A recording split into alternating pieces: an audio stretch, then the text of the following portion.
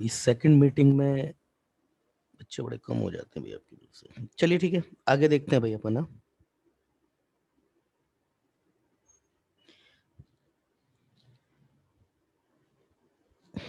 तो जो last meeting में जो देखा हुआ था है ना, वहाँ पे मतलब हमने क्या देखा था, right hand derivative equal to left hand derivative equal to F dash a, ये होना चाहिए। Like limit x tending to a plus limit x tending to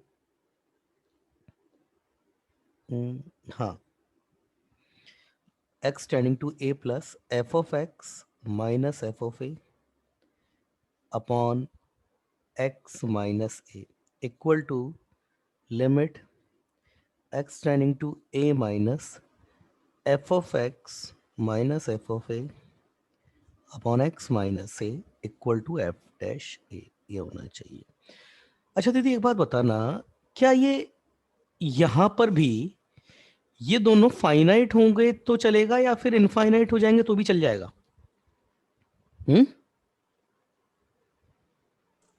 finite होने चाहिए ना। फाइनाइट होना चाहिए। क्यों? यहां पर देखो, यहां पर ये जो कंसेप्ट है ना, ये लिमिटिंग कंसेप्ट है।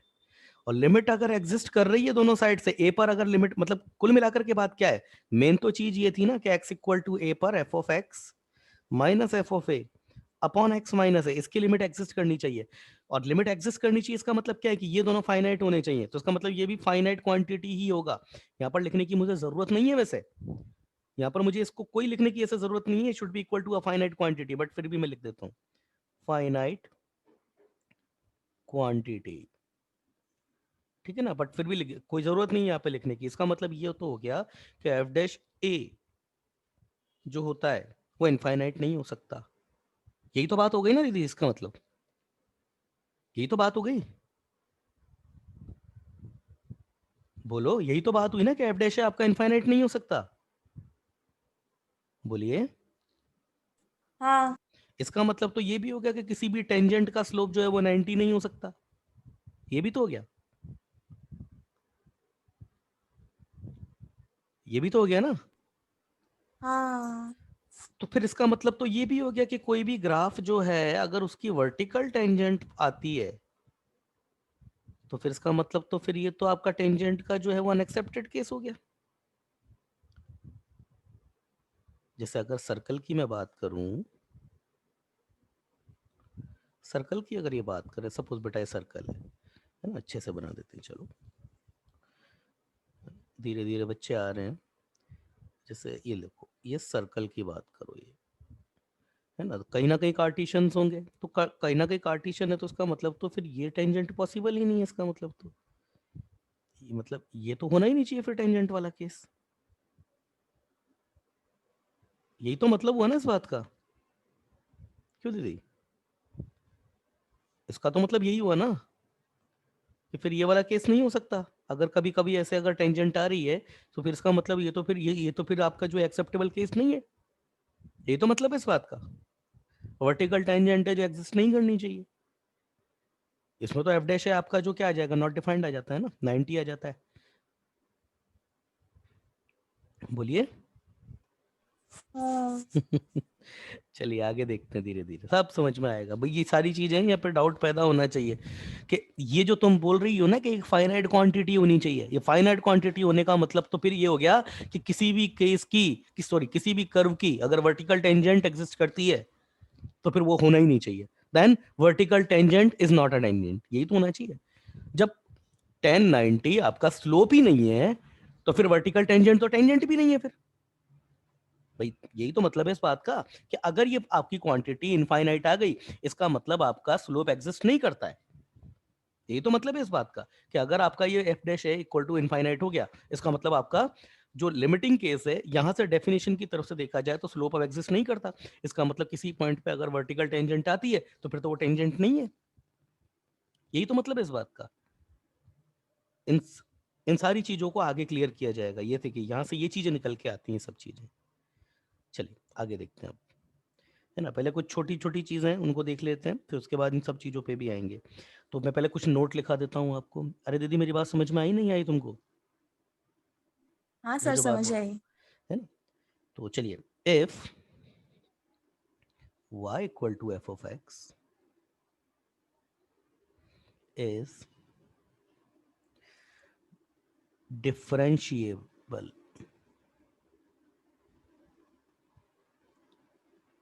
देखो इसके लिए ना बेटा दो तीन वर्ड यूज कर, दो वर्ड यूज कर जाते हैं मेजरली। तो कई बार डिफरेंशिएबल भी बोल देते हैं इसको, और इसको डेरी डेरी डेरिवेबल भी बोल देते हैं इसको, डेरिवेबल, दोनों वर्ड चलते हैं इसके लिए, है ना। डिफरेंशिएबल या derivable for x, for every point, for yes for each and every point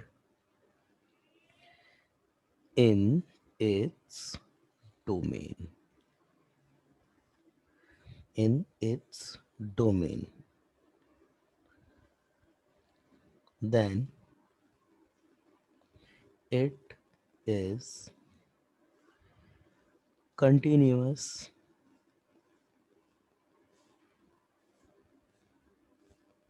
in its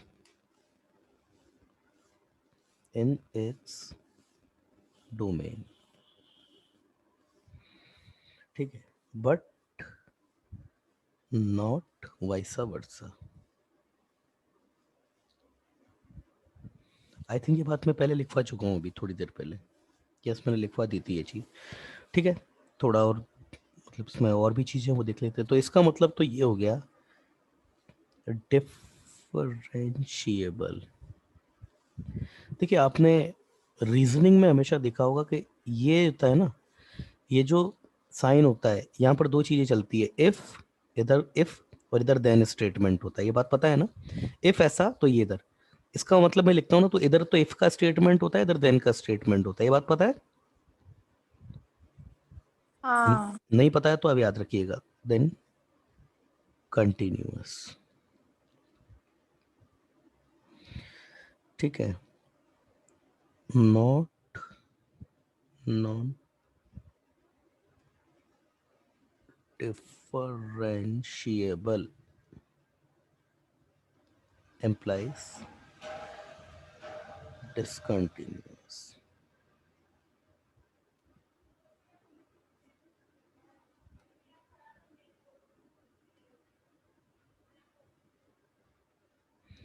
discontinuous,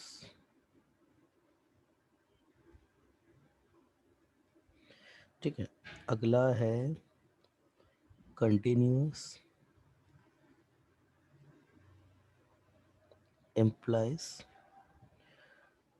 differentiable या फिर डिफरेंशिएबिलिटी, एक ही बात है, डिफरेंशिएबल।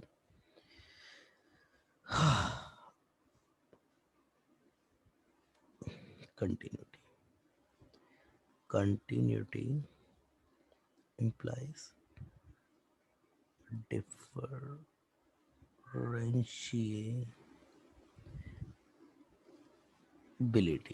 डिफरेंशिएबिलिटी, ठीक है। डिसकंटिन्यूटी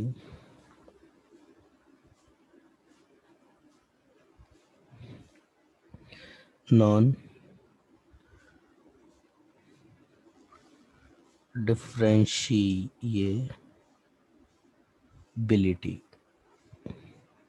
ये डिफरेंशिएबिलिटी है ना, तो आया नहीं तो नीचे लिख दिया है। आप कहें तो थोड़ा पूरा एक साथ ही लिख देते हैं, चलिए, वो आता नहीं है थोड़ा।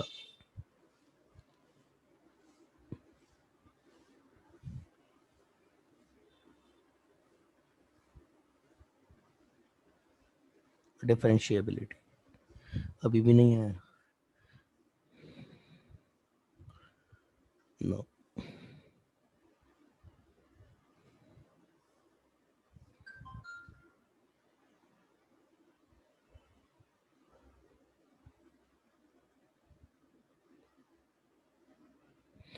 अच्छा कौन कौन बैठा है यहाँ क्लास में, बात करते हैं, चलिए 4 बच्चे बैठे हुए हैं सिर्फ।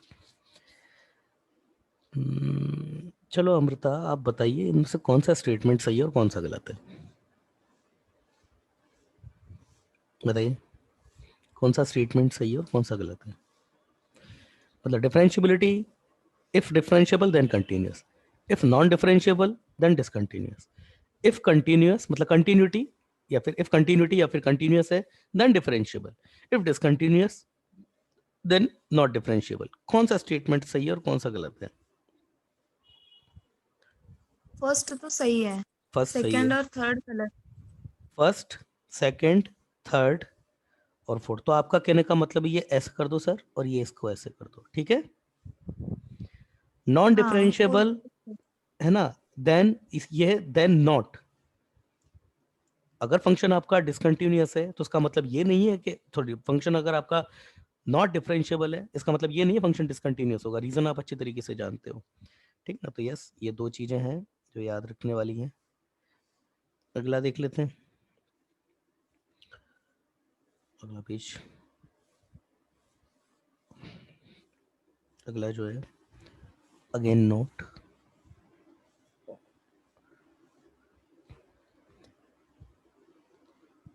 Late f dash a plus, एक minute, f dash a plus इसको पी बोल दिया, and f dash A minus इसको क्यू बोल दिया,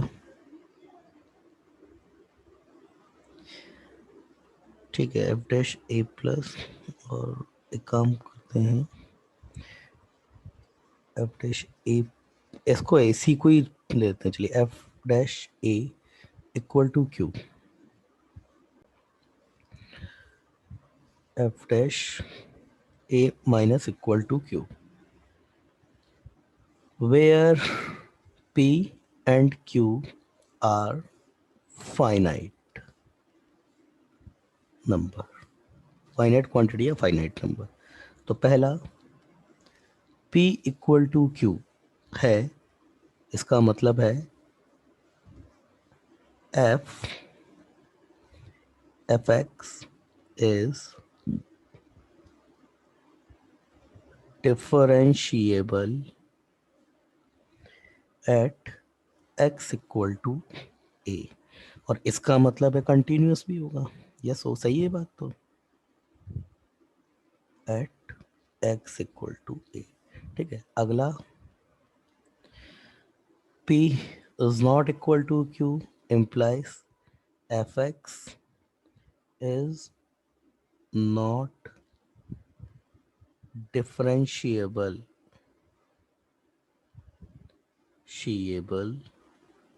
at x equal to a, ठीक है ना। but not implies discontinuous at x equal to a। इसका मतलब ये नहीं है कि फंक्शन अगर आपका डिसकंटिन्यूस नहीं हुआ, इसका मतलब ये नहीं है कि फंक्शन आपका जो है वहाँ पे डिसकंटिन्यूस होगा। यहाँ पर कंटिन्यूस भी हो सकता है फंक्शन, ठीक है। अगला, how can a function fail to be differentiable?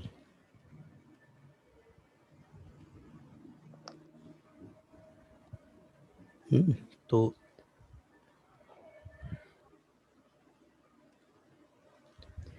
How function, एक फंक्शन आपका कैसे फेल हो सकता है डिफरेंशिएबल होने से, इसके बारे में बात कर लेते हैं। तो मैंने इसके तीन इसके एग्जाम्पल होते हैं, तो तीन में से मैं दो तो बता चुका हूँ। दो क्या है मेरे पास, अगर फंक्शन आपका x इक्वल टू ए पे सपोज डिसकंटिन्यूअस हो गया।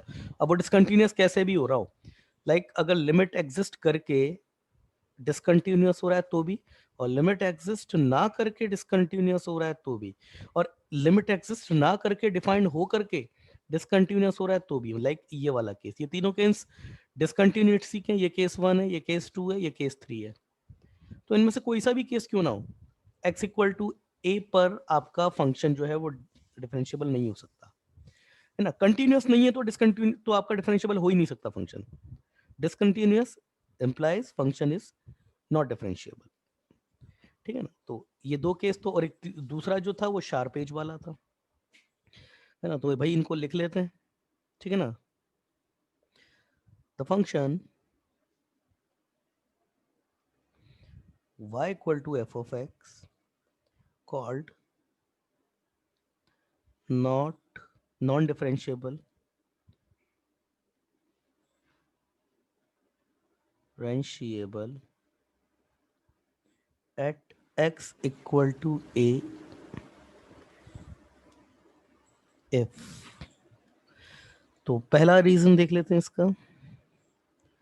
द पहला, इसका पहला रीजन जो है वो ए रीजन है, वो देख लेते हैं। द फंक्शन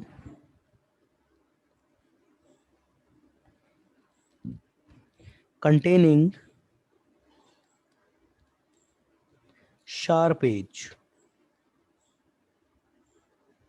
है ना। देखो दीदी, इसको शार्प एज भी बोलते हैं, इसके और भी दो नाम है इसके, है ना। शार्प एज भी बोलते हैं, और इसको शार्प एज बोलते हैं, या फिर इसको कॉर्नर कॉर्नर कॉर्नर भी बोला जाता है इसको, है ना। कॉर्नर, किसी पॉइंट पर कॉर्नर आ जाता है या फिर शार्प एज आ जाता है, या फिर इसको किंक भी बोलते हैं, है ना। किंक और किंक, ये तीन नाम है इसके। शार्प एज ही मेन तो चलता है, कॉर्नर और किंक भी बोला जाता है। At x equal to a is not differentiable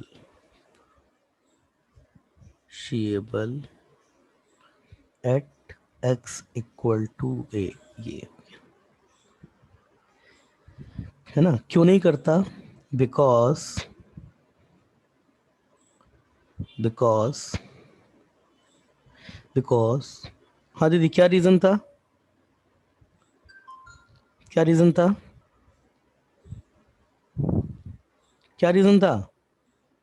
sharp edge पर फंक्शन आपका डिफरेंशिएबल नहीं होता है, क्या रीजन था? Reply. Number of tangent. Number of tangent. अच्छा, because slope of tangent at x equal to a is not unique। मतलब क्या था? f डैश a प्लस, मतलब a के राइट साइड में टेंजेंट का जो स्लोप था वो इक्वल नहीं आएगा f dash of a minus. जब यहीं से इक्वल नहीं है तो फिर यहां पर भी नहीं होता है वो तो इक्वल। समझ में आया ना? ये तीनों कंडीशन गलत हो जाती है उस केस में, ठीक है। हाँ। अगला एग्जाम्पल देख लेते हैं इसका। f of x equal to mod of x। अब इसे अच्छे से बनाते हैं थोड़ा।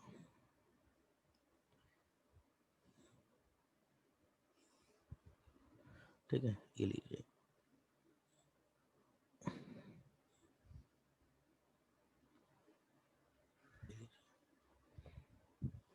ये वी शेप बन गया इसका। अब ये यहाँ पे आपका ऑब्वियसली ओरिजिन है ना।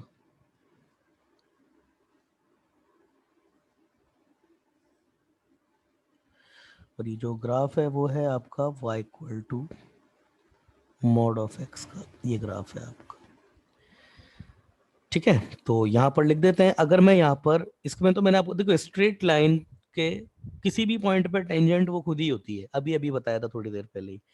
तो यहाँ पर अगर मैं देखूं कि F dash of zero plus अगर वो निकालता हूं तो वो कितना, अच्छा F dash of zero plus कितना आएगा? कितना आएगा? क्यों दीदी, एफ डैश जीरो प्लस कितना आएगा? एफ डैश जीरो प्लस कितना आएगा? 1। F dash zero minus is minus one, तो यहाँ पे हो ही नहीं रहा ना ये। तो F dash zero plus is not equal to F dash 0 minus, है ना। तो देखिए यहाँ पर आपका जो फंक्शन है वो डिफरेंशिएबल नहीं है एट एक्स इक्वल टू 0 पर। इसकी तो बात ही क्या करें, इस पॉइंट पर तो टेंजेंट जो होती है वो एग्जिस्ट करेगी नहीं, चाहे जितनी भी टेंजेंट खींच सकते हैं इस पॉइंट से। इस पॉइंट से पास होने वाली इनफाइनाइट टेंजेंट्स पॉसिबल है, यस, है ना। दूसरा केस, ओहो, दूसरा केस हमारे पास क्या बनता है, इसी का ही, मतलब किसका, नोट का दूसरा केस। ये हमारा पहला केस था ना, ये पहला केस बना ए, अगला दूसरा केस बनेगा B. If function is not continuous at x equal to a will not be differentiable at x equal to a। बस इतना सफिशिएंट है। अब सर डिसकंटिन्यूटी तो तीन तरीके से पॉसिबल है, एक तो ये सिंपल होलो सर्कल वाली, दूसरा सर ये लिमिट, यहाँ पर लिमिट एग्जिस्ट करती है वो, यहाँ पर ये लिमिट एग्जिस्ट ना करके कंटिन्यूअस, और तीसरा सर लिमिट भी एग्जिस्ट ना करके मगर फंक्शन डिफाइंड हो जाए, ये वाला। तो भैया इनमें से कोई सा भी हो, है तो सभी डिसकंटिन्यूअस, कोई सा भी केस हो, किसी भी केस में फंक्शन आपका डिफरेंशिएबल नहीं होगा। अगर फंक्शन आपका ब्रेक हो गया गिवन पॉइंट पे, तो उसके डिफरेंशिएबल होने का कभी सवाल ही नहीं पैदा हो सकता उसका, है ना। तो भाई इसका कोई सा भी केस बन रहा हो उससे मतलब नहीं है हमको, मगर फंक्शन आपका गिवन पॉइंट पे कभी भी कंटिन्यूअस ये डिफरेंशिएबल नहीं होगा। क्लियर है?